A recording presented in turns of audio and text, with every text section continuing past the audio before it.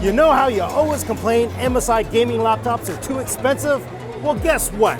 They heard you.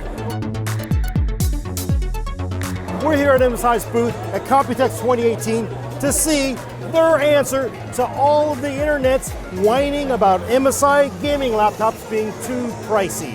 Yeah, we know MSI makes lovely laptops like that brand new 4-pound gaming laptop, but what if you don't have $2,000? Well, you got this now. It's MSI's brand new GF63, 15.6-inch screen, 1080p IPS level graphics, so wide aspect viewing ratio, single color keyboard. Inside, the important part, 6-core, 8th gen Intel parts. On this one, a Core i7, probably a Core i5 as well, and GTX 1050 Ti graphics, 4 gigs of GDDR5. Show it off a little bit. I'm going to show it off a little bit more. Let's go through the ports. Ethernet, USB-C, 2 USB Type A's, analog because they've got courage, another USB port, and of course power.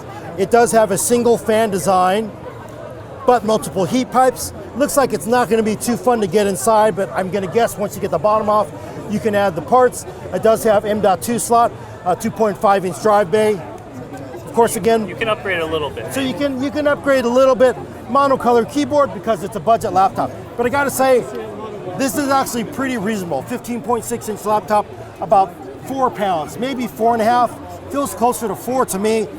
It is not, of course, cast aluminum, any aluminum stuff. The A deck is aluminum, but it feels like this may be plastic. But hey, check out the price. I'm told when it comes out in June or July, you should be able to get the GF63 for around $999. That's pretty comparable to everybody else's 1050 Ti laptop. So I gotta say, you finally got a budget MSI gaming laptop.